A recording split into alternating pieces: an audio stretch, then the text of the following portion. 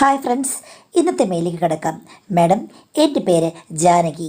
Husband വിദേശത്താണ്. വർഷത്തിൽ 2 മാസം വരും. എനിക്ക് ഒരു മകൻ മാത്രമേ ഉള്ളൂ.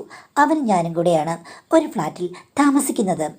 എൻ്റെ മകൻ ഇപ്പോൾ ഡിഗ്രി സെക്കൻഡ് ഇയർ ആയി. മകൻ ഉണ്ടായിക്കഴിഞ്ഞ് ഞങ്ങൾക്കൊരു കുട്ടി വേണമെന്നുണ്ടായിരുന്നു. പക്ഷേ മാഡം, അത് നടന്നില്ല. രണ്ടുപേർക്കും കുഴപ്പമൊന്നുമില്ല, പക്ഷേ കുട്ടികൾ ഉണ്ടാകുന്നുമില്ല. ഒന്നിച്ച് താമസിക്കാൻ പറഞ്ഞതാണ്, പക്ഷേ അതിനുള്ള സാഹചര്യം ഉണ്ടായിരുന്നില്ല. ഭർത്താവ് അന്ന് ബിസിയായിരുന്നു. കുറച്ച് വർഷം കഴിഞ്ഞപ്പോൾ മകൻ മാത്രം മതി എന്നുള്ള നിലയിലേക്ക് ഞങ്ങൾ എത്തിച്ചേരുകയും ചെയ്തു മാഡം. പിന്നെ ഞങ്ങൾ രണ്ടുപേരും അതിനെപ്പറ്റി ആലോചിച്ച് ദുഃഖിച്ചില്ല. ഭർത്താവ് വരുമ്പോൾ സാധാരണ രീതിയിൽ സന്തോഷത്തോടുകൂടി കഴിഞ്ഞുപോയി. ഞാൻ പറയും, എങ്ങനെ പോയി 10-35 വയസ്സ് കഴിഞ്ഞ് 40 വയസ്സ് കഴിഞ്ഞ് കുട്ടി ഉണ്ടാകുകയാണെങ്കിൽ എന്ത് ചെയ്യുന്നത്? അപ്പോഴൊക്കെ എൻ്റെ ഭർത്താവ് പറയും, എന്തായാലും നമുക്കിത് സ്റ്റോപ്പ് ചെയ്യേണ്ട, എപ്പോഴെങ്കിലും ഉണ്ടാകുകയാണെങ്കിൽ ഉണ്ടായിക്കോട്ടെ എന്ന് പറയും. പക്ഷേ പിന്നീട് അങ്ങനൊരു കാര്യമേ ഇല്ല. പക്ഷെ വരുമ്പോൾ ഭർത്താവിന് എന്നോട് നല്ല സ്നേഹമാണ്. ഞങ്ങൾ തമ്മിൽ എല്ലാ ദിവസവും ഞങ്ങളുടെ സ്നേഹം പങ്കുവെക്കാറുമുണ്ട്. കാര്യങ്ങൾ സ്മൂത്തായാണ് പോയിക്കൊണ്ടിരുന്നത്. വളരെ പതിഞ്ഞ സ്വഭാവമുള്ള എൻ്റെ മകൻ ഡിഗ്രിക്ക് ചെന്നപ്പോഴേ ആകെ അങ്ങ് മാറി.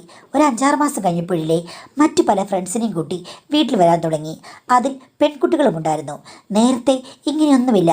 അവൻ്റെ മുറിയിൽ പോയി കതക് അടച്ചിട്ടിരുന്ന് അവിടെ കമ്പൈൻ സ്റ്റഡി.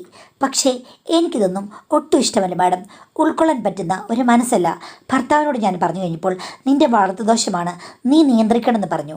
ഞാൻ ഒരു ദിവസം അവനോട് പറഞ്ഞു, ഇത് പറ്റില്ല, ന്യൂ ജനറേഷൻ എന്ന് പറഞ്ഞ് ഇങ്ങനെ കഥ കടച്ചിരിക്കുന്ന പരിപാടി ഞാൻ സമ്മതിക്കില്ലെന്ന്. അപ്പോൾ അമ്മയ്ക്ക് പ്രശ്നമാണ്, മഞ്ഞപ്പിത്തമുള്ളവർക്ക് കണ്ണെല്ലാം മഞ്ഞിച്ചിരിക്കുന്നൊക്കെ പറഞ്ഞു. മഞ്ഞയായാലും കൊള്ളാം, പച്ചയായാലും കൊള്ളാം, ഞാൻ ഈ നീല സംഗതികളൊന്നും ഇവിടെ സമ്മതിക്കില്ലെന്ന് പറഞ്ഞ് നല്ല വഴക്കുണ്ടാക്കി. ഞാൻ സ്ട്രിക്റ്റായിട്ട് നിന്ന് കഴിഞ്ഞാൽ പ്രശ്നമാകുമെന്നവനറിയാം. അതുകൊണ്ട് വീട്ടിലേക്ക് പെൺകുട്ടുകാരെ വിളിച്ചുകൊണ്ട് വരുന്ന പരിപാടി നിർത്തിച്ചു. പിന്നീട് ഒരു ദിവസം 5-6 ആമ്പിള്ളാരെയും കൂടെ കൊണ്ടുവന്നു. ഭയങ്കര ബഹളവും കളിയും ചിരിയും ഒക്കെ. എനിക്കത് ഇഷ്ടപ്പെട്ടില്ല. എന്തോ മാഡം, ഇത്രയും നാളും അങ്ങനെയൊന്നും അല്ലായിരുന്നല്ലോ, വളരെ ശാന്തമായിരിക്കുകയാണ്. പെട്ടെന്ന് എനിക്കത് ഉൾക്കൊള്ളാൻ പറ്റിയില്ല.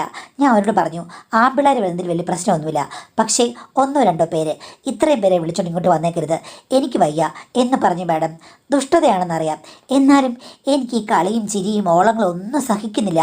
ചെക്കൻ ശാന്തനായിരുന്നല്ലോ, പെട്ടെന്ന് ഇങ്ങനെ ആയി കഴിഞ്ഞപ്പോഴേക്കും അഡ്ജസ്റ്റ് ചെയ്യാൻ പ്രയാസം. പിന്നെ വല്ലപ്പോഴും അവൻ ഓരോ ഫ്രണ്ട്സിനെയും കൊണ്ട് വരും.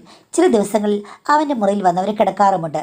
ശാന്തമായി വരുന്ന പിള്ളേരെയൊന്നും എനിക്ക് പ്രശ്നമില്ല. പക്ഷേ അനാവശ്യമായിട്ട് സംസാരിക്കുകയും ഓവർ സ്മാർട്ട് കളിക്കുകയൊക്കെ ചെയ്യുന്ന പിള്ളേരെ ഒട്ടും ഇഷ്ടമല്ല. അവൻ്റെ ഫ്രണ്ട്സിൽ 3 ചെക്കന്മാർ ഏറ്റവും നല്ല സ്വഭാവമുള്ള പിള്ളേരായിട്ട് എനിക്ക് തോന്നിയിട്ടുണ്ട്. അവർ വരുന്നത് എനിക്കിഷ്ടമാണ്. അവർ വന്നു കഴിഞ്ഞാൽ ഇവരുടെ ഒരു കാര്യത്തിലും ഞാൻ ശ്രദ്ധിക്കാറില്ല മാഡം. അവർക്ക് എന്തെങ്കിലും ഉണ്ടാക്കി കൊടുക്കാനും എനിക്ക് ഉത്സാഹമേ ഉള്ളൂ. ഫസ്റ്റ് ഇയറിൻ്റെ അവസാനമായി കഴിഞ്ഞപ്പോഴേക്കും എൻ്റെ മകനും ഈ 3 സുഹൃത്തുക്കളും തമ്മിലുള്ള ബന്ധമാണ് കൂടുതൽ സ്ട്രോങ് ആയത്. അതോടുകൂടി എൻ്റെ തലവേദന ഒഴിഞ്ഞുപോയി. അവൻ്റെ കൂട്ടുകാരിൽ നന്ദുവിനെയാണ് എനിക്ക് ഏറ്റവും ഇഷ്ടം. ഒന്നാമത്തെ കാര്യം, അവൻ്റെ അച്ഛൻ ഒരു ഫേമസ് ആയുള്ള പേഴ്സണാലിറ്റിയാണ്. അവനെ കാണാൻ അതീവ സുന്ദരനാണ്. ചില ഷോർട്ട് ഫിലിമുകളിലൊക്കെ അഭിനയിക്കാറുമുണ്ട്. അതിൻ്റേതായ ഒരു രസം അവനെ കാണാനുണ്ട്. അവൻ വരുമ്പോൾ അടുത്ത വീട്ടിലെ ഫ്ലാറ്റുകളാണെങ്കിലും അവനെ കാണാനൊക്കെ വരും. അതുകൊണ്ട് എനിക്കൊരു അഭിമാനമായിരുന്നു. അവൻ മിക്കവാറും ദിവസം വന്ന് എൻ്റെ വീട്ടിൽ തങ്ങും. കാര്യം അവന് വെജിറ്റേറിയൻ ഫുഡാണ് കൂടുതൽ ഇഷ്ടം. വീട്ടിൽ പക്ഷേ നോൺ വെജാണ്. ഞാനുണ്ടാക്കുന്ന വെജിറ്റേറിയൻ ഫുഡ് അവന് ഒത്തിരി ഇഷ്ടമാണ്. എന്നോട് പറയും, അമ്മയുടെ അവിയൽ കഴിച്ചാൽ നക്കി നക്കി തിന്നാൻ തോന്നുമെന്നും. അതെന്താടാ, നിൻ്റെ അമ്മയ്ക്ക് അവിയലുണ്ടാക്കാൻ അറിയില്ലേ? ഓ, അമ്മയ്ക്ക് അവിയലും സാമ്പാറും ഒന്നും ഉണ്ടാക്കാൻ അറിയില്ല. വല്ല മട്ടൻ കറിയോ വല്ല ആണെങ്കിൽ വയ്ക്കും, അതല്ലാതെ വേറൊന്നും അറിയില്ല. പക്ഷേ അമ്മയുടെ കൈ കൊണ്ടില്ലേ ഒരു പപ്പടം പൊളിച്ചു വന്നാലും അതിൻ്റെ രുചിയാണെന്ന് പറയും. ഞാൻ പറയും, നീ ഇനി വെറുതെ ഇങ്ങനെ കളത്തണ്ട, നീ വരുമ്പോൾ പറഞ്ഞാൽ മതി എന്താണ് ഇഷ്ടമെന്ന്, ഞാൻ വെച്ച് തരാമെന്ന് പറയും. അപ്പോൾ അവൻ വന്ന് എൻ്റെ ദേഹത്തൊന്ന് തൊട്ടിട്ട് പറയും, എൻ്റെ സുന്ദരി അമ്മാന്ന്. അത് കേൾക്കുമ്പോൾ എനിക്കൊരു സന്തോഷമാണ്. ഈ പ്രായത്തിലും ആരെങ്കിലുമൊക്കെ ഞാൻ സുന്ദരിയാണെന്ന് പറയുന്നുണ്ടല്ലോ. അതുമാത്രമല്ല മാഡം, അടുത്ത ഫ്ലാറ്റിൽ താമസിക്കുന്ന 2-3 ആണുങ്ങൾ എന്നോട് അടുക്കാൻ ശ്രമിച്ചിട്ടുണ്ട്. പക്ഷേ എനിക്ക് പേടിയാണ്. ചില ഇഷ്ടങ്ങളൊക്കെ മനസ്സിൽ തോന്നാറുണ്ടെങ്കിലും സദാചാരം ഒരു വലിയ കാര്യം തന്നെയാണല്ലോ. കുറ്റബോധമുണ്ട്. നാണക്കേടുണ്ടായി കഴിഞ്ഞാൽ എന്ത് ചെയ്യും? അതൊക്കെ ഓർത്ത് ഞാൻ ഇതൊന്നും ശ്രദ്ധിക്കാറേയില്ല. എല്ലാം ഉള്ളിൽ അടക്കി ഒതുക്കി. എൻ്റെ ഭർത്താവും അങ്ങനെ തന്നെ ആയിരിക്കാം. അദ്ദേഹത്തിന് ഇഷ്ടങ്ങളുണ്ടെങ്കിലും അദ്ദേഹവും അടങ്ങി ഒതുങ്ങി പോകുന്ന ടൈപ്പാണെന്ന് എനിക്ക് തോന്നിയിട്ടുണ്ട്. അദ്ദേഹത്തെ വഞ്ചിക്കരുതല്ലോ. ഇത് മാത്രമല്ല മാഡം, എൻ്റെ ഇളയ സഹോദരനും ഭാര്യയും ആ ഫ്ലാറ്റിൽ തന്നെ വേറൊരിടത്ത് താമസിക്കാറുണ്ട്. അവൾ ഇടയ്ക്കിടയ്ക്ക് ഇങ്ങോട്ട് വരും. പക്ഷേ എന്നോട് വലിയ കാര്യമൊന്നുമല്ല. 2 പേർക്ക് ഉദ്യോഗമുണ്ട്. അവനേക്കാൾ നല്ല ഉദ്യോഗമാണ് അവൾക്ക്. സാലറിയും കൂടുതലാണ്. അതിൻ്റെ ഗർവവും പത്രാസുമൊക്കെ അവൾ കൊണ്ടുതാനും. ഇവിടെയും പണത്തിന് കുറവൊന്നുമില്ല, എന്നാലും അവൾക്ക് ചൊറിച്ചിലിത്തിരി കൂടുതലാണ് മാഡം. പിന്നെ ഞാനങ്ങ് പൊരുത്തപ്പെട്ടു പോകുന്നു, അത്രയേ ഉള്ളൂ. എങ്കിലും അവളുടെ സ്വഭാവം ചില സമയത്ത് മായാമോഹിനിയെ പോലെയാണ്. ആണുങ്ങളോടൊക്കെ സംസാരിക്കുമ്പോൾ കൊഞ്ചിയും കുഴഞ്ഞൊക്കെയാണ് സംസാരിക്കുക. ഇതൊക്കെ പറഞ്ഞിട്ട് എനിക്കെന്ത് കാര്യം? അതുകൊണ്ട് ഞാൻ അവനോട് ഒന്നും പറഞ്ഞിട്ടില്ല. 2 കൊച്ചുകുട്ടികളും അവർക്കുണ്ട്. ഒരു ദിവസം നന്ദുവും ഞാനും എൻ്റെ മോനും കൂടെ ഞങ്ങൾ TV കണ്ടുകൊണ്ടിരിക്കുകയാണ്. കോളിംഗ് ബെല്ലടിച്ചു. ഞാൻ തുറന്നു കഴിഞ്ഞപ്പോഴുണ്ട് എൻ്റെ സഹോദരൻ കരച്ചിലോടുകൂടി അകത്തേക്ക് കയറി വരുന്നു. ചേച്ചി, എൻ്റെ ജീവിതം നശിച്ചു എന്ന്. ഞാൻ ചോദിച്ചു എന്താണെന്ന്. അവളാണെങ്കിൽ ദേ താഴെയുള്ളൊരു പയ്യനെ വിളിച്ച് മുറിക്കകത്ത് കയറ്റിയിരിക്കുകയായിരുന്നു. ഉച്ചയ്ക്ക് ലീവ് എടുത്ത് വന്നു. അവനും അവളും കൂടെ ഒത്തിരി കാലമായിട്ട് തുടങ്ങിയെന്ന് ഫ്ലാറ്റിലുള്ള ആൾക്കാർ ഇപ്പോഴാണ് പറയുന്നത്. ഞാൻ അറിഞ്ഞില്ല ചേച്ചി, അവളെങ്ങനെ ഉപേക്ഷിക്കാൻ പോയാണെന്നൊക്കെ പറഞ്ഞ് വലിയ പ്രശ്നമുണ്ടാക്കി. പിള്ളേരുടെ ഇരിക്കുകയല്ലേ. ഞാൻ അവനെ വിളിച്ചോണ്ട് ഫ്ലാറ്റിൽ ചെന്നു. അവളാണെങ്കിൽ കരഞ്ഞുകൊണ്ട് അവിടെ ഇരിക്കുകയാണ്. അങ്ങനെയൊന്നുമല്ല, ആ ചെക്കൻ വെറുതെ അങ്ങോട്ട് കയറി വന്നാണെന്ന്. ചെക്കൻ എന്ന് പറഞ്ഞു കഴിഞ്ഞാൽ അവന് ഡിഗ്രി അവസാന വർഷം പഠിക്കുന്നൊരു ചെക്കനാണ്. കണ്ടാലൊക്കെ സൂപ്പറാണ്. അവിടെ താഴെ ഒരു ജിമ്മുണ്ട്, അതിലെ മെയിൻ വർക്കൗട്ട് ചെയ്യുന്നവൻ അവനാണ്. പെണ്ണുങ്ങൾക്കും മറ്റുള്ളവർക്കും അവനോട് താല്പര്യമുണ്ടെന്നും എനിക്ക് തോന്നിയിട്ടുണ്ട്. ഞാൻ പിന്നെ ഒതുങ്ങി നിൽക്കുന്നവളാണല്ലോ. അവസാനം ആ ചെക്കൻ്റെ വീട്ടിൽ പോയി ഞങ്ങൾ സംസാരിച്ചു. അവിടെ തന്നെയാണല്ലോ അവൻ്റെയും ഫ്ലാറ്റും. അപ്പം അവൻ്റെ മാതാപിതാക്കളൊക്കെ ശരിക്കും പരിഭ്രമിച്ചിരിക്കുകയായിരുന്നു. അവസാനം അവനോട് ചോദിച്ചു കഴിഞ്ഞപ്പോൾ അവൻ തത്ത പറഞ്ഞ പോലെ പറഞ്ഞു. ചെക്കൻ്റെ നമ്പർ മേടിച്ച് ഇവൾ തുടരെ ആദ്യമേ വിളിക്കുകയായിരുന്നു. ഭർത്താവ് ഒട്ടും ശരിയല്ലെന്നും ഒരു രസവുമില്ലെന്നും പറഞ്ഞ് അവനെ വിളിച്ചു വരുത്തുകയായിരുന്നു.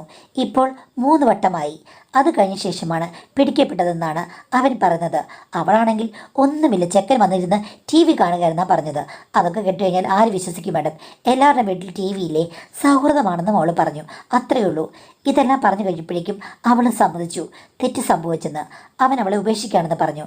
അപ്പോഴേക്കും ഞാൻ പറഞ്ഞു മോനെ 2 കുട്ടികളില്ലേന്ന്. അവസാനം അവൾ സത്യം ചെയ്തു, ഇനി അങ്ങനെ കാര്യം ഉണ്ടാവുകയില്ല, അടങ്ങി ഒതുങ്ങി ജീവിച്ചോളാമെന്ന്. ആ ചെക്കനാണെങ്കിലും ഇനി ഈ ബ്ലോക്കിലേക്ക് വരികയില്ലെന്ന് സത്യം ചെയ്തു. അങ്ങനെ ആ പ്രശ്നം അവർക്കുള്ളിൽ തന്നെ ഒതുക്കി തീർത്തു മാഡം. ഞാൻ തിരിച്ചു വന്നു കഴിഞ്ഞപ്പോഴേക്കും പിള്ളേർ 2 പേരും എന്നോട് ചോദിച്ചു എന്താ അവിടെ സംഭവമെന്ന്. ഞാൻ മെയിനായിട്ടുള്ള കാര്യങ്ങൾ പറഞ്ഞില്ല.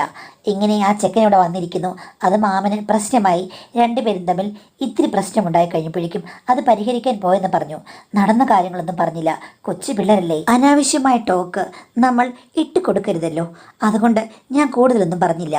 എൻ്റെ മോൻ കുളിക്കാൻ കയറി കഴിഞ്ഞപ്പോഴേക്കും ഞാൻ അടുക്കളയിൽ പാചകം ചെയ്തുകൊണ്ടിരിക്കുകയായിരുന്നു. ആ സമയത്ത് നന്ദു വന്ന് എന്നോട് പറഞ്ഞു, ആൻറ്റി, ആ ചിക്കനും അവിടുത്തെ ആൻറ്റിയും തമ്മിൽ പണ്ടേ ബന്ധത്തിലാണ്. അത് നിനക്കിങ്ങനെ അറിയാം? ഞാൻ പലപ്പോഴും കണ്ടിട്ടുണ്ട് ആ ആൻറ്റിയും കൊണ്ട് അവൻ ബുള്ളറ്റിൽ നഗരം മുഴുവൻ ചുറ്റുന്നത്. എടാ, അവൾക്ക് ഓഫീസ് ജോലിയുള്ളത്, സർക്കാർ ഉദ്യോഗസ്ഥയാണെന്ന്. ആ, അത് ആൻറ്റിക്ക് വെറുതെ ഒന്നാണ്. അവർ ആ സമയത്തെല്ലാം അങ്ങോട്ടും ഇങ്ങോട്ടും കറങ്ങി നടക്കുന്നത് ഞാൻ എത്രയോ വട്ടം കണ്ടിട്ടുണ്ട്. പക്ഷേ ഇവിടെ അവർ താമസിക്കുന്നതൊന്നും എനിക്കറിയില്ലായിരുന്നു. അവൻ ഞങ്ങളുടെ സീനിയറാണെന്ന് പറഞ്ഞു. ആഹാ, നിങ്ങൾക്കിതൊക്കെ നേരത്തെ അറിയാമായിരുന്നു? ഞാൻ കണ്ടിട്ടുണ്ട്, പക്ഷെ അവനറിയാമെന്ന് എനിക്കറിയില്ല എന്ന് നന്ദു പറഞ്ഞു. എന്ത് ചെയ്യാനാടാ, കുടുംബം കലക്കാൻ വേണ്ടിയിട്ട് തുടങ്ങിക്കഴിഞ്ഞാൽ എന്ത് ചെയ്യാനാണ് എന്ന് ഞാൻ പറഞ്ഞു. അപ്പോൾ അവനോട് ചോദിച്ചു, അല്ല, ഈ ചെറുപ്പക്കാരെന്തിനാണ് ഇത്തിരി പ്രായമുള്ള സ്ത്രീകളെ കയറി പ്രേമിക്കുന്നത്? അതെനിക്ക് മനസ്സിലാകുന്നില്ല. ആഹാ, അപ്പം നിങ്ങളുടെ കൂട്ടത്തിൽ ആൻറ്റിമാരെ പ്രേമിക്കുന്ന ആൾക്കാരുണ്ടോ എന്ന് പറഞ്ഞു കഴിഞ്ഞപ്പോഴേക്കും അവൻ പറഞ്ഞു, ഉണ്ടമ്മേ, ഒത്തിരി പിള്ളേരുണ്ട്. അവർക്കെല്ലാം ഒരു ഗേൾ ഫ്രണ്ടും ഉണ്ട്, പിന്നെ ആൻറ്റിമാരുണ്ട് ഒരു ഗേൾ ഫ്രണ്ടായിട്ട്. അങ്ങനെയാണിപ്പോൾ ഇവർ 2 പേരെയും കൊണ്ട് അവർ കറങ്ങാൻ പോകുന്നുണ്ട്. ഭൂരിപക്ഷം പേർക്കും ഇങ്ങനെയാണ്. ഞാൻ ചോദിച്ചു, ആരെ ഭൂരിപക്ഷം? നിങ്ങൾ 2 പേർക്കും ഒന്നുമില്ല, ബാക്കിയുള്ളവരെല്ലാം കുറ്റക്കാർ, അങ്ങനെയാണ് അവിടെ പറഞ്ഞു വരുന്നത്. അപ്പോൾ അവൻ പറഞ്ഞു, ഇല്ല, ഞങ്ങൾക്ക് 2 പേർക്കും അങ്ങനെ ഒന്നുമില്ല.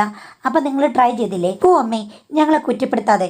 ഞാൻ പറഞ്ഞു, അല്ല, നിങ്ങൾ 2 പേരും പുണ്യാളന്മാർ, ബാക്കിയുള്ള മുഴുവൻ പേർക്കും ആൻറ്റിയുണ്ട്, ഗേൾ ഫ്രണ്ടുണ്ട് എന്ന് പറഞ്ഞു കഴിഞ്ഞാൽ എങ്ങനെയാടാ വിശ്വസിക്കുക?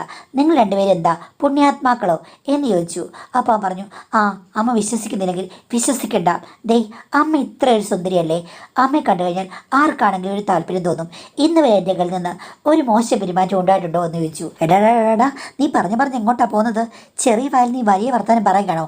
അടി കിട്ടുമെന്ന് പറഞ്ഞ് ഞാൻ കൃത്രിമമായിട്ട് അവനെ ഒന്ന് അടിക്കാനോങ്ങി. അപ്പം അവൻ മാറുന്നുകൊണ്ട് പറഞ്ഞു, അല്ലമ്മേ, അമ്മയൊന്ന് പറ. ഇപ്പോൾ ഈ സംഭവം നടന്ന സ്ത്രീ, അവരെ കണ്ടു കഴിഞ്ഞാൽ വലിയ സ്റ്റൈലൊന്നുമില്ല, അത്ര വലിയ സുന്ദരിയുമല്ല. എന്നിട്ടും കോളേജിലുള്ള പല പെണ്ണുങ്ങളും മോഹിക്കുന്ന ആ സുന്ദരൻ പയ്യൻ അവരുടെ കാമകനായി. അപ്പോൾ അതിലെന്തൊരു ഗുട്ടൻ പേരൻസ് ഇല്ലേ? നീ എന്താണ് എങ്ങനെയൊക്കെ പറഞ്ഞത്? അവളൊരു സുന്ദരിയല്ലേ? അവൾക്കിപ്പോൾ 2 പിള്ളേരുണ്ടായപ്പം ഇത്തിരി വ്യത്യാസ ശരീരത്തിനുണ്ടായി, അത്രേ ഉള്ളൂ. എൻ്റെ ആങ്ങളെ അവിടെ പുറകെ നടന്ന് പ്രേമിച്ച് കല്യാണം കഴിച്ചതാണ്, നിനക്കറിയില്ലെന്നോ? ഓ, അതിന് മാത്രമൊന്നും അവരില്ല. സത്യം പറഞ്ഞാൽ ഈ ഫ്ലാറ്റിലുള്ളതിൽ ആൻറ്റിമാരിൽ ഏറ്റവും സുന്ദരി അമ്മയാണ്. നിനക്കെന്നെ അമ്മയെന്ന് വിളിക്കണമെന്നാണോ ആൻറ്റി എന്ന് വിളിക്കുന്നതാണോ ഇഷ്ടമെന്ന്?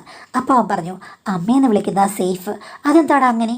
ആൻറ്റി എന്ന് വിളിച്ചു കഴിഞ്ഞാൽ ചിലപ്പോൾ എൻ്റെ കൺട്രോൾ അങ്ങ് പോയാലോ എന്ന് പറഞ്ഞു. എടാ വൃത്തികെട്ടവനെ, നിന്റെ മനസ്സിൽ ഇങ്ങനെയൊക്കെ ഉണ്ടായിരുന്നോ? ഇറങ്ങടാ എൻ്റെ വീട്ടിൽ നിന്ന് എന്ന് പറഞ്ഞു. ഞാൻ കാര്യമായിട്ടാണ് പറഞ്ഞത്. അപ്പോൾ അവൻ പറഞ്ഞു, ഞാൻ പോവുകയാണ്. പക്ഷേ അങ്ങനെ പോയി കഴിഞ്ഞാൽ സാരി ഇത്രയും ഇറക്കി കുത്തി നിൽക്കുന്ന ഈ സൗന്ദര്യവതിയെ ഞാനിനി എവിടെ പോയി കാണും? അത് കണ്ണിനൊരു കുളിർമയാണ് എന്ന് പറഞ്ഞ് പെട്ടെന്നവൻ അടുക്കളയിൽ നിന്നങ്ങ് പോയി. അപ്പോഴേക്കും എൻ്റെ മകൻ കുളിച്ചിറങ്ങി കാണും. ഈ ചെക്കൻ എന്തേ പറഞ്ഞത്? ഈ പിള്ളേരൊന്നും ഇപ്പോൾ വിശ്വസിക്കാനേ പറ്റുന്നില്ല. ദൈവമേ, ഞാൻ സാരി ഇറക്കിയാണോ കുത്തിയിരിക്കുന്നത്? എനിക്കറിയില്ല. ഞാനൊന്ന് നോക്കി, ശരിയാണ്, ആല വാല കോലെന്ന് പറഞ്ഞ് കുത്തിയിരിക്കുകയാണ്. ഈ പിള്ളേർക്കൊക്കെ ഇല്ലയോ ശരിക്കും എക്സ്റേ കണ്ണുകളാണ്. ഞാനത്ര പ്രായമൊന്നും ആയിട്ടില്ല, ഞാനിപ്പോഴും യുവതിയാണെന്നുള്ളൊരു ബോധം അപ്പോഴാണ് എനിക്ക് വന്നത്. ദൈവമേ, പ്രായപൂർത്തിയായ ആമ്പിളരാണ് ഇവിടെ വരുന്നത്. ഞാൻ എന്തായി കാണിക്കുന്നത്? ഇങ്ങനെ അശ്രദ്ധമായിട്ട് നടക്കരുത് എന്ന് വിചാരിച്ച് ഞാൻ പിന്നീടുള്ള ദിവസങ്ങളിൽ നന്നായിട്ട് ഒരുങ്ങണമെന്ന് തീരുമാനിച്ചു. പക്ഷേ ഞാൻ പിന്നീട് മോനെ അവനെ വിളിച്ചു കഴിഞ്ഞപ്പോഴേക്കുമില്ലേ, അവൻ പറഞ്ഞു, അമ്മേ, അവൻ പെട്ടെന്ന് വീട്ടിൽ നിന്ന് വിളിച്ചെന്ന് പറഞ്ഞ് അങ്ങ് പോയെന്ന്. ഷൂ, എനിക്ക് വയ്യ. ഞാൻ വീട്ടിൽ നിന്ന് ഇറങ്ങിപ്പോകാൻ പറഞ്ഞത് അവൻ ഫീൽ ചെയ്ത് കാണും, അവനങ്ങ് പോയതായിരിക്കും. ഞാൻ ഇത്തിരി കഴിഞ്ഞപ്പോൾ അവനെ വിളിച്ചു. ഫോൺ നമ്പർ ഉണ്ടല്ലോ. എന്താണ് നീ പോയത്? ഞാൻ ചായ ഉണ്ടാക്കുന്നതും വടയുണ്ടാക്കുന്നതും നീ കണ്ടില്ലേ? നിനക്ക് വേണ്ടിയല്ലേ ഞാൻ ഉണ്ടാക്കിയെന്ന് ചോദിച്ചു. അല്ല, അമ്മയല്ലേ പറഞ്ഞത് ഇറങ്ങിപ്പോകാൻ? വട എനിക്ക് തരില്ലെന്നല്ലേ പറഞ്ഞെന്ന്. ഷൂ, ഞാൻ വടയുടെ കാര്യം പറഞ്ഞില്ലല്ലോ, ഞാൻ വെറുതെ അല്ലേടാ പറഞ്ഞത് ഇറങ്ങിപ്പോകാമെന്ന്. അപ്പോൾ അവൻ പറഞ്ഞു, എനിക്കത് നന്നായിട്ട് ഫീൽ ചെയ്തു, അതുകൊണ്ടാണ് ഞാൻ ഇറങ്ങിപ്പോകുന്നതെന്ന്. അത് ശരിയാടാ, ഞാനും പെട്ടെന്ന് നീ അങ്ങനെ പറഞ്ഞു കഴിഞ്ഞപ്പോഴേക്കും എൻ്റെ മകനെ പോലെയല്ലേ ഉള്ളൂ, നീ വഴി വീഴിച്ച് പോകണ്ടല്ലോ എന്ന് വിചാരിച്ച് ഞാനങ്ങ് പറഞ്ഞതാ. പക്ഷേ വട തരില്ലെന്ന് ഞാൻ എപ്പോഴാ പറഞ്ഞേ എന്ന് പറഞ്ഞു കഴിഞ്ഞപ്പോഴേക്കും അവൻ പറയുകയാണ്, ആ വടയല്ല, ഞാൻ കണ്ട വടയുടെ കാര്യമാണ് പറഞ്ഞത്, സാരിയുടെ കാര്യം പറഞ്ഞില്ലേന്ന്. എടാ, നിങ്ങളിതിനൊക്കെ വടയെന്നാണ് പറയുന്നത്. അപ്പോൾ അവൻ പറഞ്ഞു, വടയ്ക്ക് ഇങ്ങനെയും ഒരർത്ഥമുണ്ടാമാന്ന്. ഷൂ, ഞാനത് കേട്ട് ശരിക്കുമില്ലേ, എനിക്കങ്ങ് ചിരിയും വന്നു, ദേഷ്യവും വന്നു, എല്ലാം കൂടെ വന്നു. ഈ പിള്ളേരുടെ ഒരു സ്വഭാവം ഞാനും ഇങ്ങനെയൊക്കെ കേട്ടിട്ടുണ്ട്, പക്ഷെ കറക്റ്റായിട്ട് എന്താണെന്ന് എനിക്കറിയില്ല. ഇങ്ങനെയുള്ള പറച്ചിലൊന്നും ഞാനും ഭർത്താവും തമ്മിലില്ല. പണ്ടും ഇങ്ങനെ എൻ്റെ കൂട്ടുകാരുമായിട്ട് സംസാരിച്ചായിട്ട് എനിക്ക് ഓർമ്മയില്ല. പക്ഷേ ഇപ്പോഴത്തെ പിള്ളേർക്ക് ചില കോഡ് ഭാഷകളുണ്ടെന്നറിയാം, പക്ഷേ വടയ്ക്ക് ഇങ്ങനെ ഒരു അർത്ഥമുണ്ടെന്നും എനിക്കറിയില്ലായിരുന്നു. എടാ അരക്കള്ള, നിന്നെ എന്ത് വിശ്വസിച്ച് ഞാൻ ഈ വീട്ടിൽ കയറ്റും? എൻ്റെ മോനെ കൂടെ നീ വഴി പഴിപ്പിക്കല്ലോ എന്ന് പറഞ്ഞു കഴിഞ്ഞപ്പോഴേക്കും അവൻ പറയുകയാണ്, എൻ്റെ അമ്മേ, അവൻ ഓൾറെഡി വഴി തെറ്റിയതാണ്, അവൻ്റെ വഴി കൂടെ ഞാൻ പോയി വഴി തെറ്റുമെന്ന് പേടിച്ചായിരിക്കുകയാണെന്നും. എന്താണ് നീ അവനെക്കുറിച്ച് പറഞ്ഞത്? അവനൊരു പാവമാണെന്ന്. ആ, പാവമുള്ള ആൾക്കാരാണ് ഏറ്റവും വലിയ പ്രശ്നക്കാർ. എന്തായാലും അവനെക്കുറിച്ച് ഞാൻ കുറ്റം പറയുന്നില്ല, എൻ്റെ സുഹൃത്താണ്. പക്ഷേ അമ്മ പ്രതീക്ഷിക്കുന്ന പോലൊന്നുമല്ല കാര്യങ്ങൾ. അതൊരു ദിവസം അമ്മ അറിയും. എന്താടാ, എന്താ എൻ്റെ മോൻ എന്താ കുഴപ്പം? അപ്പോൾ അവൻ പറഞ്ഞു, ഒരു കുഴപ്പവുമില്ല, എല്ലാ തരികടകളും അവൻ്റെ കയ്യിലുണ്ട്. ഞാൻ അത്ര നല്ലവരൊന്നുമല്ല, പക്ഷേ ഞാൻ നിയന്ത്രിച്ച് നിൽക്കാറുണ്ട്. അത്രയും നിയന്ത്രണം അമ്മയുടെ മകനില്ല, അത് അമ്മ ഓർത്തു എന്ന് പറഞ്ഞു. അത് കേട്ട് കഴിഞ്ഞപ്പോൾ എനിക്ക് വെപ്രാളമായി. ഈ പിള്ളേരെല്ലാം കൂടെ എന്ത് രഹസ്യ കാര്യങ്ങളാണ് നടത്തുന്നത് ആർക്കറിയാം? അപ്പോൾ അവനോട് ചോദിച്ചു, അമ്മേ, ഞാനിപ്പോൾ നാളെ വരട്ടെ? ഞാൻ പറഞ്ഞു, നാളെ വരണ്ട, വാടാ, ഇന്ന് ചുട്ടാൽ ഇന്ന് കഴിക്കണം, നാളത്തേക്ക് കൊള്ളില്ല, നീ ഇങ്ങ് വാ എന്ന് പറഞ്ഞു. ഏത് രാത്രി വേണമെങ്കിലും അവൻ വരാമല്ലോ. അങ്ങനെ അവൻ പിന്നെ ഇത്തിരി രാത്രിയായപ്പോഴാണ് വന്നത്. ആ സമയത്ത് അത്താഴവും വടയും ചായയും എല്ലാം കൊടുത്തിട്ടാണ് ഞാൻ വിട്ടത്. അപ്പോൾ അവൻ ഇടയ്ക്കത് കഴിച്ചിട്ട് പറയണം, അമ്മയുടെ വട സൂപ്പർ, ഇത്രയും നല്ല വട ഞാൻ ഇതുവരെ കഴിച്ചിട്ടില്ലെന്ന് പറഞ്ഞു. എന്നിട്ടില്ലേ മാഡം, ഉഴുന്നുവടയുടെ ഹോളിൽ കൂടി കൈയിട്ട് എന്നെ നോക്കി ചിരിക്കുകയാണ് മാഡം. എനിക്ക് എന്ത് പറയണമെന്ന് അറിയില്ല. ചെക്കൻ ലീലാവിലാസം ഇത്തിരി കൂടുന്നുണ്ട്. എൻ്റെ മകനാണെങ്കിൽ അതൊന്നും ശ്രദ്ധിക്കാതെ എന്തോ ഗെയിമോ മറ്റോ ഫോണിൽ കളിക്കുകയാണ്. എൻ്റെ മകൻ അങ്ങ് പോയി കഴിഞ്ഞപ്പോഴേക്കും അവൻ ഡൈനിങ് ടേബിളുണ്ട്, ഞാനുമുണ്ട്. ഞാൻ ചോദിച്ചു, നീ എന്താണ് ഇളകുന്നത്? നിന്നോട് ഞാൻ പറഞ്ഞില്ലേ അടങ്ങി നീരിക്കണമെന്ന്? അപ്പോൾ അവൻ പറയുകയാണ്, അമ്മയും ഞാനും തമ്മിൽ ഇപ്പോൾ നല്ലൊരു പൊരുത്തമുണ്ട്, നമ്മൾ ഫ്രണ്ട്സിനെ പോലെയാണ്, നമ്മളെന്താണ് മസിൽ പിടിക്കുന്നത്? ഞാൻ പറഞ്ഞു, നീ എൻ്റെ മകൻ്റെ കൂട്ടുകാരനാണ്, അതിന് കവിഞ്ഞു കഴിഞ്ഞാൽ അവൻ നിന്നെ തല്ലി പുറത്താക്കും എന്ന് പറഞ്ഞു. അപ്പോൾ അവൻ പറഞ്ഞു, ഏയ്, അവൻ അങ്ങനെയൊന്നുമില്ല, അവൻ അമ്മയെക്കുറിച്ച് ഞങ്ങളോട് കൂടുതൽ വർണ്ണിക്കാറുണ്ടെന്ന്. എന്താ പറഞ്ഞത് എന്ന് ചോദിച്ചു കഴിഞ്ഞപ്പോഴേക്കും അവൻ പറഞ്ഞു, എൻ്റെ അമ്മ സുന്ദരിയാണ്, ഏതൊരാണിനെ കണ്ടാലും ഒത്തിരി താല്പര്യം തോന്നും, അമ്മയും അച്ഛനും തമ്മിൽ അത്ര വലിയ അറ്റാച്ച്മെൻ്റ് ഒന്നുമില്ല. അമ്മ ശരിക്കും പറഞ്ഞു കഴിഞ്ഞാൽ അച്ഛനെ പ്രതീക്ഷിച്ചിരിക്കുമ്പോഴൊന്നും അച്ഛൻ വരാറില്ല, അമ്മയ്ക്ക് മറ്റു പല കാര്യങ്ങളും താല്പര്യമുണ്ട്, പക്ഷേ അമ്മയ്ക്ക് നല്ലൊരവസരം കിട്ടുന്നില്ല എന്നൊക്കെ പറഞ്ഞെന്ന്. ഷൂ, ദൈവമേ, എൻ്റെ മകൻ അങ്ങനെ ഇവനോട് പറഞ്ഞെന്നോ? പോടാ, വൃത്തികേട് പറയാതെ എന്ന് പറഞ്ഞു കഴിഞ്ഞപ്പോൾ അവനാണയിട്ട് പറഞ്ഞു, അങ്ങനെ പറയാറുണ്ട്. അമ്മയെ മനസ്സിലാക്കുന്നൊരു മകൻ തന്നെയാണ് അമ്മയുടെ മകൻ എന്ന് പറഞ്ഞു. ഇത് കേട്ടപ്പോൾ ഞാൻ ഞെട്ടിപ്പോയി. ഒന്ന് പോടാ, ഞാനും ഭർത്താവും തമ്മിൽ ഒരു സ്നേഹത്തിനും കുറവില്ല. ഞങ്ങൾ തമ്മിൽ ഇപ്പോഴും നല്ല കമ്പനിയാണ്. ഇവനോട് ധാര പറഞ്ഞത്? എൻ്റെ മകൻ അങ്ങനൊന്നും പറയില്ല. നീ മനസ്സിൽ നിന്ന് ഉണ്ടാക്കിയ കാര്യങ്ങൾ പറയുകയാണ്. നിനക്ക് എന്നോട് ഇപ്പോൾ ഇത്തിരി ഇഷ്ടം തുടങ്ങിയിട്ടുണ്ട്, അതുകൊണ്ട് എൻ്റെ മകനെ നീ പഴി പറയുകയാണെന്ന് പറഞ്ഞു. ആ, അമ്മയ്ക്ക് എന്ത് വേണമെങ്കിലും പറയാം. പിന്നെ ഒരു കാര്യം സത്യമാണ്, എനിക്ക് ഇപ്പോഴല്ല ഇഷ്ടം തുടങ്ങിയത്, പണ്ടേ ഇഷ്ടമുണ്ട്. പക്ഷേ ഇന്നാണ് നമ്മളത് പറഞ്ഞ് ശരിയാക്കിയത് എന്ന് പറഞ്ഞു. ആ, പറഞ്ഞൊന്നും ശരിയാക്കിയില്ല. നീ മര്യാദയ്ക്ക് ഇരുന്നോണം. നീ എൻ്റെ മകനെ പോലെയാണെന്ന്. മകനെ പോലെയല്ലേ? മകനൊന്നുമല്ലല്ലോ എന്ന് പറഞ്ഞു. പക്ഷേ ഞാനവനും കൂടെ കുറെ തർക്കിച്ചു. അവനെ വഴിതിരിച്ചു വിടാൻ എൻ്റെ മനസ്സ് പറയുന്നുണ്ടായിരുന്നു. എങ്കിലും അവനെ കാണുമ്പോൾ, അവൻ്റെ പറച്ചിൽ കേൾക്കുമ്പോൾ എന്തോ ഒരു ഇഷ്ടം ഉള്ളിലുണ്ട്. ഞങ്ങൾ സംസാരിക്കുമ്പോൾ എൻ്റെ മകൻ അവിടേക്ക് വന്നതേയില്ല. അതും എനിക്ക് അത്ഭുതപ്പെടുത്തി. ഞാൻ അവനോട് ചോദിച്ചു, എന്താ അവൻ ഇങ്ങോട്ട് വരാത്തതെന്ന്. അപ്പോൾ അവൻ പറയുകയാണ്, അവനെ എല്ലാം അറിയാം. ഈ കൂട്ടത്തിൽ അമ്മയ്ക്ക് എന്നോടാണ് ഏറ്റവും കൂടുതൽ താല്പര്യം എന്നറിയാം. നമ്മൾ തമ്മിൽ എന്ത് ഡെവലപ്മെൻറ്റ് ഉണ്ടായാലും അവനൊരു പ്രശ്നവുമില്ല. അവൻ കണ്ണടയ്ക്കും. എടാ, നീ എന്തൊക്കെയായി പറഞ്ഞത്? ഇതൊരു കുടുംബമാണ്, അവൻ്റെ മോനാണെന്ന്. അവനമ്മയുടെ മോനാണ്. അതുകൊണ്ടാണ് അമ്മയെ നന്നായിട്ട് മനസ്സിലാകുന്നത്. നമ്മൾ രണ്ടുപേരും കൂടി സംസാരിക്കുന്നതിൽ അവന് ഒരു പ്രശ്നവുമില്ല.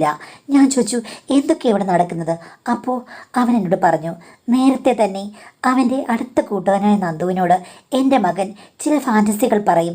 അതായത് സ്വന്തം അമ്മയും നന്ദുവും തമ്മിലുള്ള രസകരമായ യാത്രകളുടെ കഥകൾ. നീ എൻ്റെ അമ്മയെ കൂടുതൽ ശ്രദ്ധിക്കണം. അമ്മയ്ക്ക് ഒരാളുടെ ആവശ്യമുണ്ട്. അത് നീ ആയിരിക്കും നല്ലത്. എൻ്റെ ഏറ്റവും അടുത്ത സുഹൃത്തല്ലേ? നീയും അമ്മയും തമ്മിലുള്ള നൃത്തങ്ങൾ ഞാൻ ഫാൻറ്റസിയിൽ കാണുന്നു എന്നൊക്കെ പറഞ്ഞ് എൻ്റെ മകൻ അവനോട് ഒത്തിരി തവണ പല ഫാൻറ്റസികളും പറഞ്ഞിട്ടുണ്ടെന്ന്. ഞാൻ ചോദിച്ചു, ഫാൻറ്റസി എനിക്ക് അങ്ങോട്ട് കറക്റ്റ് മനസ്സിലാകുന്നില്ലെന്ന്. അപ്പോഴാണ് അവൻ എന്നോട് വിശദമായിട്ട് പറഞ്ഞു തന്നത്. എൻ്റെ മകന് എനിക്ക് വേറൊരു പാർട്ട്ണർ, സ്വന്തം അച്ഛനല്ലാതെ വേറൊരാളെ എനിക്കിഷ്ടപ്പെടുന്നത് എൻ്റെ മകന് ഒത്തിരി ഇഷ്ടമാണ്. അത് നന്ദു ആയാൽ അവനൊത്തിരി ഇഷ്ടം. പിന്നെ അവൻ്റെ കൂട്ടുകാരാരെങ്കിലും ആണെങ്കിലും അവനൊത്തിരി ഇഷ്ടം. എന്നെ ഒന്ന് പരീക്ഷിക്കാനും അത്തരം കാര്യങ്ങളിൽ എനിക്ക് ഇൻട്രസ്റ്റ് ഉണ്ടെങ്കിൽ അവൻ അതിന് കണ്ണടച്ച് തരാനും വേണ്ടിയിട്ടാണ് ഒത്തിരി ആൺപിള്ളേരെ വീട്ടിലേക്ക് വിളിച്ചുകൊണ്ട് വന്നത്. പക്ഷേ ഞാൻ അതിനൊന്നും അനുകൂലമായി പ്രതികരിച്ചില്ല പോലും. അവന് അതൊക്കെ ഫാൻറ്റസിയാണ്, ഇഷ്ടമാണെന്ന് പറഞ്ഞു. ഞാൻ പറഞ്ഞു, എനിക്കൊന്നും മനസ്സിലാകുന്നില്ല. എന്താണ് ഫാൻറ്റസി? എന്തിഷ്ടം? ഇതൊക്കെ എന്ത് വിചിത്രമായ കാര്യങ്ങളാണെന്ന്. അപ്പോൾ അവൻ പറഞ്ഞു, പണ്ടത്തെ ജനറേഷൻ പോലെയല്ല, ഇപ്പോഴുള്ളവർക്ക് പല വിചിത്ര മോഹങ്ങളുമുണ്ട്. ഇത്തരം ഫാൻറ്റസികളൊക്കെയാണ് മനുഷ്യരെ ഇപ്പോൾ മുന്നോട്ട് നയിക്കുന്നത്. ഒരു കണക്കിന് നോക്കുമ്പോൾ സ്വന്തം മകൻ തന്നെ അമ്മയ്ക്ക് വേലിക്കെട്ടുകളെല്ലാം പൊളിച്ചു തരികയാണ്, അറവാതിൽ തുറന്നു തരികയാണ്. പിന്നെ അമ്മയ്ക്ക് എന്താ? ഇഷ്ടമുള്ള ആരെ വേണമെങ്കിൽ സ്വീകരിക്കാം. അവനാണെങ്കിൽ അതൊന്നും ആരോടും പറയില്ല, കണ്ണടച്ച് സപ്പോർട്ട് ചെയ്യുകയും ചെയ്യും. അവന് ഗൂഢമായി അത് ആലോചിച്ചോ കണ്ടോ അറിഞ്ഞോ സന്തോഷിക്കാനും പറ്റുമെന്ന് പറഞ്ഞു. ഞാൻ പറഞ്ഞു, എനിക്ക് മനസ്സിലാകുന്നില്ല, എന്തൊക്കെയോ മാനസികമായ പ്രോബ്ലം ഉണ്ടെന്ന്. അപ്പോൾ അവൻ പറഞ്ഞു, മാനസികമായ പ്രോബ്ലം ആണെങ്കിലും അല്ലെങ്കിലും ഇത് അമ്മയ്ക്ക് അനുഗ്രഹമാണ്. അമ്മയ്ക്ക് ആരെ വേണമെങ്കിലും സ്വീകരിക്കാം, അവൻ സപ്പോർട്ട് ചെയ്യുമെന്നും. എനിക്കത് കേട്ട് കഴിഞ്ഞപ്പോഴേക്കും തല കറങ്ങുന്ന പോലെ തോന്നി. പക്ഷേ എൻ്റെ മകൻ ഒന്നും പറഞ്ഞിട്ടുമില്ല, വെറുതെ എന്നെ ഇളക്കുകയാണ് എന്നെ സ്വന്തമാക്കാൻ വേണ്ടിയിട്ട് എന്ന് ഞാൻ വിചാരിച്ചു. ഞാനിതൊന്നും വിശ്വസിക്കുന്നില്ലെന്ന് കണ്ടു കഴിഞ്ഞപ്പോഴേക്കും അവൻ എൻ്റെ മകനെ വിളിച്ചു. മകൻ എൻ്റെ അടുത്ത് വന്നിട്ട് എൻ്റെ ചുമലിൽ കൈവച്ചുകൊണ്ട് പറഞ്ഞു, അമ്മ, കൂടുതൽ എക്സ്പ്ലെയിൻ ചെയ്യേണ്ട കാര്യമില്ല.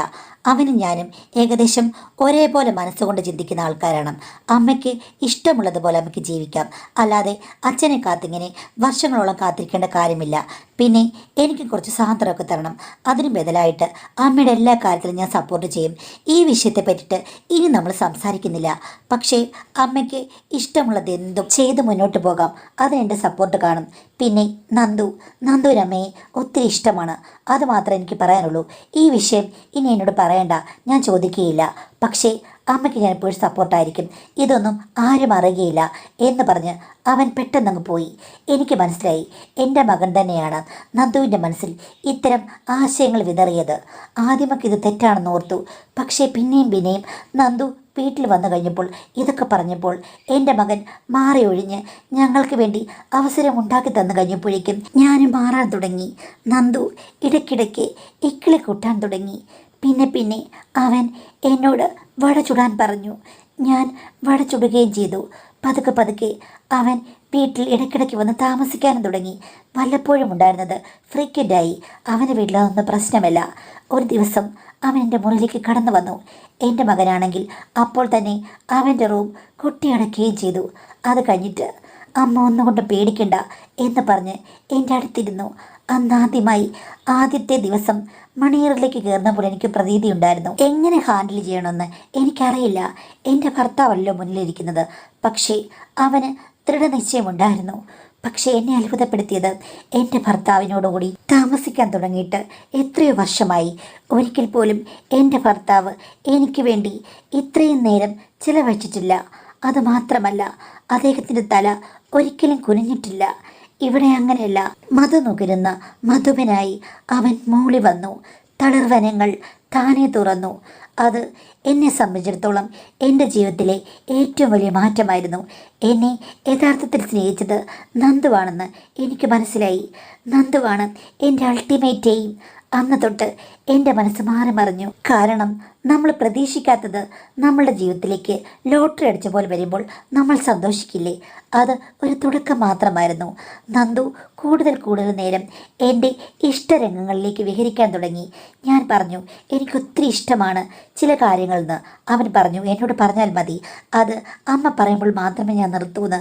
അങ്ങനെയായിരുന്നു മാഡം. അത് കഴിഞ്ഞ ശേഷം നന്ദു തന്നെയാണ് എന്നോട് പറഞ്ഞത്, എൻ്റെ മകൻ്റെ വേറെ 2 ഫ്രണ്ട്സ് ഉണ്ട്, എനിക്കിഷ്ടമുള്ളവരാണ്, അവർക്കും ഒരവസരം എപ്പോഴും കൊടുക്കണമെന്ന്. വേണ്ട വേണ്ടെന്ന് പറഞ്ഞെങ്കിലും നന്ദുവിനെ പ്രോത്സാഹിപ്പിച്ചു, എല്ലാം സേഫാണെന്ന്. അതുകൊണ്ട് എൻ്റെ മകൻ്റെ മൗന സമ്മതത്തോടുകൂടിയാണ് മാഡം വേറെ 2 കൂട്ടുകാർ എൻ്റെ അന്തപുരത്തിലേക്ക് കടന്നു വന്നത്. ചുരുക്കം പറഞ്ഞു കഴിഞ്ഞാൽ ഏകദേശം കുറേ നാളുകൾ 3-4 മാസത്തോളം എൻ്റെ ജീവിതത്തിൽ മാറ്റങ്ങളല്ലാതെ വേറൊന്നുമില്ലായിരുന്നു. വലിയ മാറ്റങ്ങൾ, ഞാൻ പ്രതീക്ഷിക്കാത്ത മാറ്റങ്ങൾ. പക്ഷേ ഞാൻ സുരക്ഷയോ എൻ്റെ ജീവിതത്തിൽ ഈ പ്രശ്നമുണ്ടാകുമെന്ന് ഒന്നും വിചാരിച്ചില്ല മാഡം.